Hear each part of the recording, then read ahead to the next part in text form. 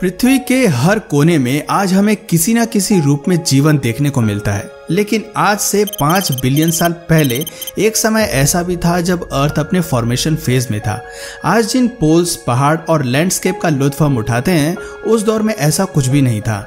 धरती पर पनपे सबसे पहले माइक्रोबियल लाइफ के बाद की कहानी तो हम सब कई बार सुनते आए हैं, लेकिन आज की वीडियो में हम माइक्रोबियल लाइफ से पहले फॉर्म हुए अर्थ की क्रोनोलॉजी पर बात करने वाले हैं। हम जानेंगे कि हमारी खूबसूरत नीले ग्रह की शुरुआत कैसे हुई, पृथ्वी पर जीवन की उत्पत्ति कैसे हुई, जानवरों का विकास कैसे हुआ, डायनासोर कब दिखाई दिए और वो कहां से आए थे। तो देर न करते हुए चलिए अपनी पृथ्वी के इतिहास की सभी कड़ियों को जानने की कोशिश करते हैं।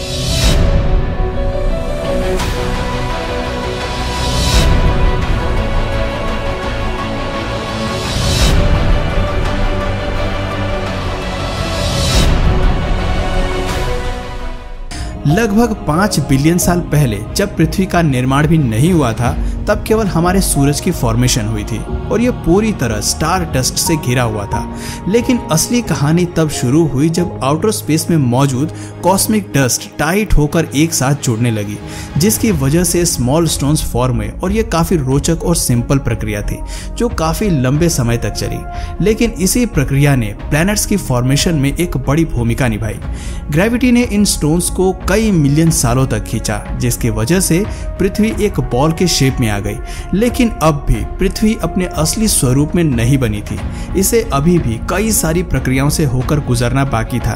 वो केवल अभी एक गर्म गोला थी जिसका तापमान 1200 डिग्री सेल्सियस से भी ज्यादा था। ये वो समय था जब पृथ्वी कार्बन डाइऑक्साइड और नाइट्रोजन के गुब्बार से भरी हुई थी।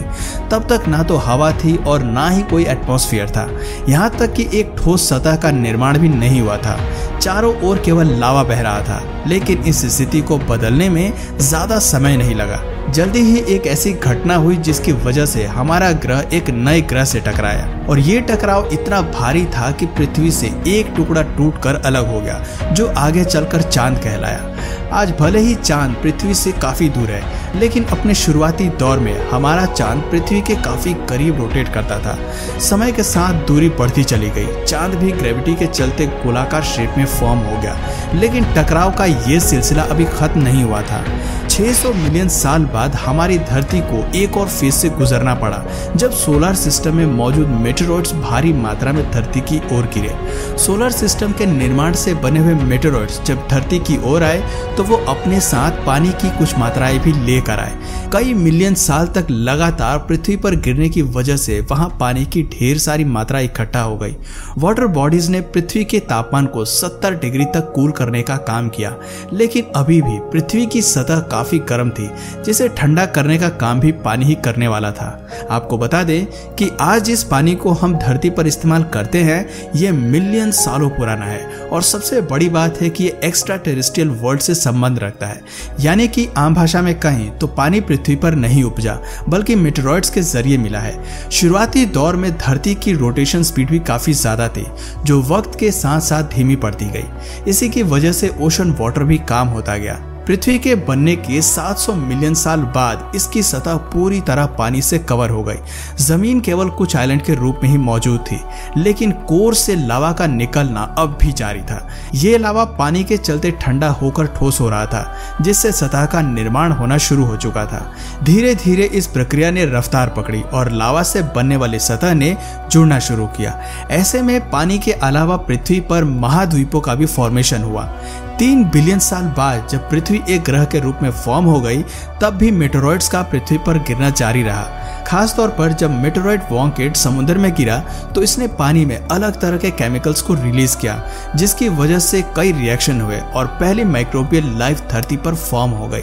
सबसे पहले यूनिसेल्युलर बैक्टीरिया ने पानी में जन्म लिया। कई मिलियन साल तक ये बैक्टीरिया इसी फॉर्म में रहे, लेकिन धीरे धीरे इन्होंने अपनी तादाद को बढ़ाया और समुद्र के कोने कोने में फैल गए। जैसे जैसे सूरज की रोशनी समुद्र पर पड़ी तो पानी ने ऑब्जॉर्व करना शुरू किया। सनलाइट की मदद से पहले माइक्रो ऑर्गेनिजम्स ने कार्बन डाइऑक्साइड को पानी और ग्लूकोज में तोड़ा, जिसकी वजह से ऑक्सीजन का निर्माण हुआ। माइक्रोबियल लाइफ की वजह से ओशन वाटर ऑक्सीजन से भर गया। समुद्र में लाइफ के विकास के बाद अब एटमॉस्फेयर की बारी थी। कुछ समय बाद ऑक्सीजन ने ऊपर उठना शुरू किया और वातावरण के निर्माण में अपनी भूमिका निभाना प्रारंभ कर दिया। आप ये कह सकते हैं कि अगर पहली माइक्रोबियल लाइफ का विकास नहीं होता तो शायद हमें आज पृथ्वी का ये स्वरूप देखने को नहीं मिलता। जीवन के पहले निशान के बाद हमारे ग्रह में कई बदलाव आए, लेकिन खैर ये तो अभी सिर्फ शुरुआत थी। धरती को अभी बहुत कुछ देखना बाकी था।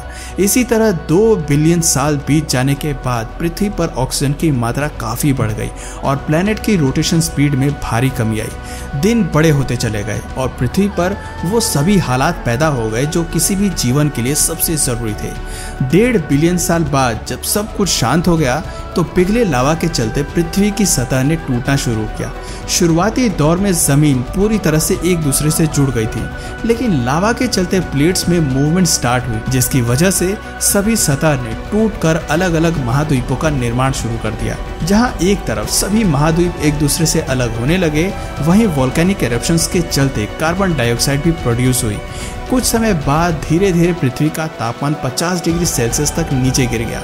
नॉर्थ और साउथ पोल में बर्फ के गिरने का सिलसिला शुरू हो गया। धीरे धीरे पूरा ग्रह बर्फ की 3 किलोमीटर चौड़ी लेयर में ढक गया। बर्फ इतनी ज्यादा थी कि स्पेस से पृथ्वी सफेद दिखाई देने लगी।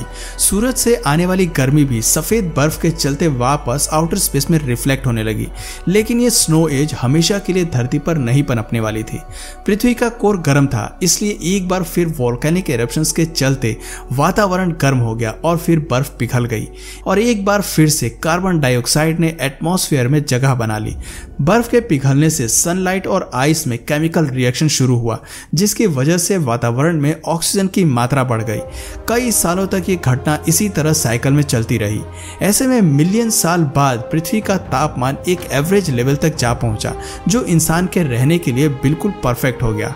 ग्रह का एयर टेम्परेचर भी इसी स्थिति में आ गया। लेकिन इस प्रक्रिया में स्नो एज में विकसित हुए सभी बैक्टीरिया को मरना पड़ा। केवल वही जिंदा रह पाए जो 540 मिलियन साल से डीप ओशन में रह रहे थे। ये सभी बैक्टीरिया समय के साथ साथ कई पड़ाव पर इवॉल्व हुए। पानी में ऑक्सीजन लेवल बढ़ने के साथ ही पहले मोलस्क यानी कि इन्वर्टिब्रेट भी विकसित हुए। इसके साथ ही बोन स्केलेटन का भी विकास हुआ।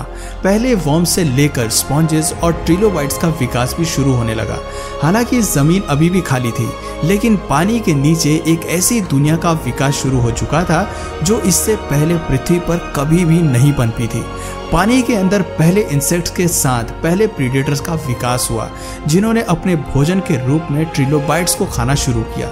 जीवों के साथ साथ महासागरों में भी पेड़ पौधों ने अपनी एक जगह बनानी शुरू कर दी।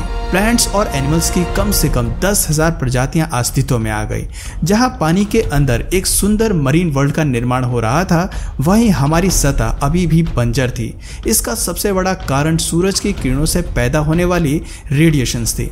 लेकिन जल्दी ही समुद्र से निकलने वाली ऑक्सीजन ने रेडिएशंस के साथ रिएक्ट करना शुरू किया, जिसकी वजह से ओजोन नाम की एक नई गैस का निर्माण शुरू हुआ।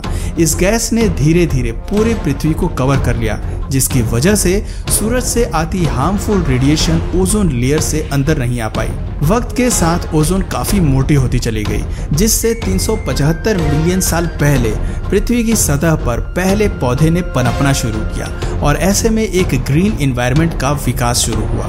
इस प्रक्रिया को पूरा होने में काफी समय लगा, लेकिन हरे भरे वातावरण के विकास के साथ समुद्र में मछलियां भी पनपने लगी। इन मछलियों के फिन्स जैसे पैर धीरे धीरे इवॉल्व हुए, जिससे ये पानी से बाहर आकर जमीन पर रहने लगी। बस इसी तरह बाकी वेजिटेशन का भी विकास हुआ, लेकिन वो मछली ही थी जिसने 15 मिलियन साल पहले समुद्र को छोड़कर जमीन पर घर बनाया और धीरे धीरे इनके एवोल्यूशन ने कई जानवरों का विकास किया। सबसे पहले शुरुआत लैंड रेप्टाइल से हुई, लेकिन इनमें एवोल्यूशन के चलते धीरे धीरे डायनासोर्स की कई प्रजातियां हमें धरती पर देखने को मिली। धरती पर हरियाली बढ़ने के साथ साथ जायंट जंगलों का भी विकास हुआ और ये जंगल कई बड़े डायनासोर्स का घर बन गया। आप ये मान लीजिए कि प्रकृति एक ऐसे जीवन का आगाज कर चुका था जो हर दिन बदल रहा था और बेहतर हो रहा था, और धीरे धीरे ये फॉर्मेशन तब से लेके आज तक इवोल्यूशन का ही एक नतीजा है, जिसके बाद हमें कई सारे जानवर और इंसान भी देखने को मिले। पर अगर इस पूरी प्रक्रिया को मैं ब्रीफ करने लगा तो ये वीडियो काफ़ी लंबी हो जाएगी। अगर आप कहेंगे तो मैं इसका पार्ट 2 भी ज़रूर बताऊंगा, इसलिए आप कमेंट में अगर चाहिए तो पार्ट 2 ज़रूर मेंशन करिए। तो दोस्तों ये थी पृथ्वी के फॉर्मेशन से लेकर जीवन की उत्पत्ति की कहानी। इन फैक्ट से पता चलता है कि आज जिस पृथ्वी को हम देखते हैं उसके एवोल्यूशन के पीछे एक गहरा इतिहास छिपा है। एवोल्यूशन की रेस आज भी जारी है और अभी भी प्रकृति उसी रफ्तार से इवॉल्व हो रही है। ऐसे में ये जानना दिलचस्प है कि हमें भविष्य में न जाने धरती पर क्या क्या देखने को मिल सकता है। तो दोस्तों अगर ये वीडियो आपको पसंद आया और अगर इस वीडियो से आपको कुछ नया जानने या सीखने को मिला या फिर इंटरेस्टिंग लगा तो प्लीज़ इस वीडियो को एक लाइक करके अपने फ्रेंड्स और फैमिली में भी इसे ज़रूर शेयर करें। और यदि आप इस चैनल पर नए हैं तो प्लीज़ इस चैनल को सब्सक्राइब करके बेल नोटिफिकेशन आइकन को ऑन कर लीजिए ताकि हमारे आने वाले वीडियोस आप मिस ना करें। मिलते हैं फिर किसी वीडियो में नए टॉपिक के साथ, तब तक के लिए नमस्कार।